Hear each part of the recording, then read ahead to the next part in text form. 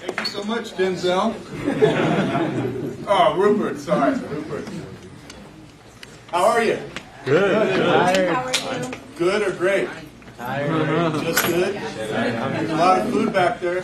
Yeah. A lot of soda. Some good entertainment. Rupert's always entertaining, right? The truth is, when I met Rupert, he had been an instructor in effective speaking for many years, and he walked into our club. We thought we had some pretty awesome speakers, and then one day they called on Rupert, and he started citing, I don't know what, the Bible, Socrates, and Plato. Out of the blue. Why?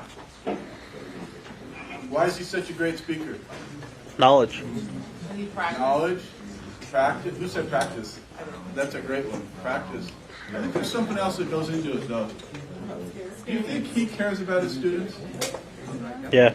Can you fake caring about your students?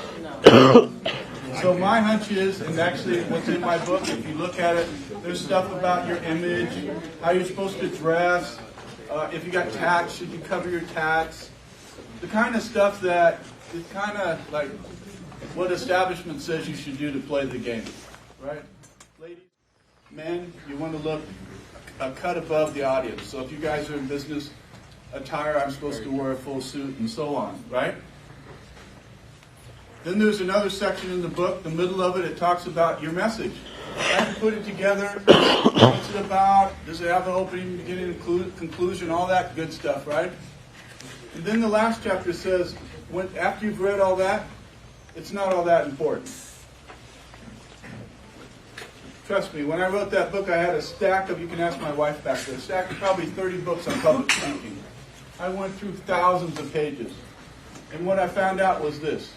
At the end of the day, it doesn't matter if you have an accent. It doesn't matter if your grammar's not just right. It doesn't matter what you wear. What matters is you speak from your heart. And you're honest and passionate about your message. So my suggestion is instead of paying whatever you'd have to pay to get that book, just open it to the back and it'll tell you. Most of what we said comes out of most of your textbooks, but at the end of the day, if you're going to fulfill your purpose in life, whatever that is, you have to share that passion. This is an eye-opener for a lot of us. People like me who was an engineer, I spent 30 years before I figured out you can't do it on your own. Where were we last week with the Rocky story? Rocky was a guy who got drafted out of high school, saw his share of war, came back, said, I don't want any more partying, I'm not going to be chasing the girls, I'm going to settle down and be a good guy. And when I do that, then I'll be happy. So he went and got a degree in electronics, went to work, electronics industry, and said, when I get an advanced degree, I get that job I'm thinking about, then I'm going to be happy. We pursued that for a while, didn't like it too much, and hooked up with an old high school buddy and started a business. Remember we talked a little about this, for those of you that were here? Him and his high school buddy, since he was 5, started a business, and they had a vending business and had all of the franchises in Southern California for Pizza Hut. Exclusive vending for all the stickers in there for every Pizza Hut in Southern California. You think that was a good business? Yep. So things were just starting to take off. These guys were about 40, and his partner had a heart attack and died. What do you think? Was she passionate? Honest? Did she have a great message? What was it? Live in the moment. I can't hear you. Live in the moment. Live in the moment. Right? Be happy right now. Be happy right now. So what do you say to the person who says, you know what? Someday I'm going to be somebody. Yes, you can. Yes, you can, right? Set those goals high. You know the saying about, I'm not worried about the guy who sets his goal so high he'll never achieve it. I'm worried about the guy that sets his so low he does achieve it. There's nothing wrong with saying your goal is high, right? But there is something wrong with saying what she said. It took 30 years for her to figure it out. 30 years until her little brother died for her to say, why didn't I just do like him and be happy while I could? So when I saw this, the light went on, I went, ooh, this lady's got a powerful message. Not to mention she's great looking and she's a great presenter. Not as nice looking as Nancy, but nice looking. Her persistence and somebody taking the time to tell her, by the way, I know what it's like to be in your shoes. I've been there. Made all the difference in the world. So how about this guy? Well, remember Rocky he was 40 when we left him. His partner just had a heart attack.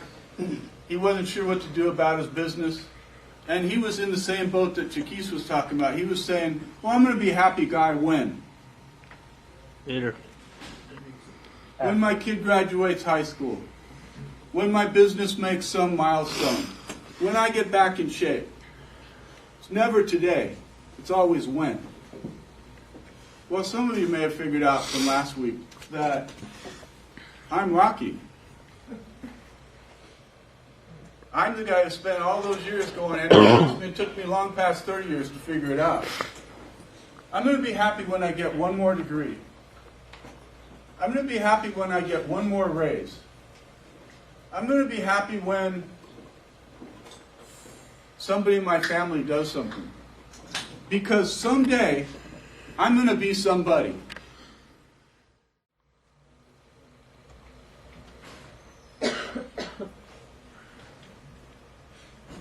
What I ask all of you to do is to ask yourself today, can you find it inside yourself to say, I'm somebody right now. I'm not too worried about yesterday. I'm really not too worried about tomorrow. I'm somebody today. When I talk with your instructors and admin here, I know that there's this culture of success. I know that in the same sense that these people engage their audiences because they believe what they're saying. Your administrators and your teachers believe in you. And like I said last week, when you succeed, they feel great. And when you fail, they feel horrible. So if you're not a selfish kind of person, if you're more on the selfless side, do something that's going to make them feel really great.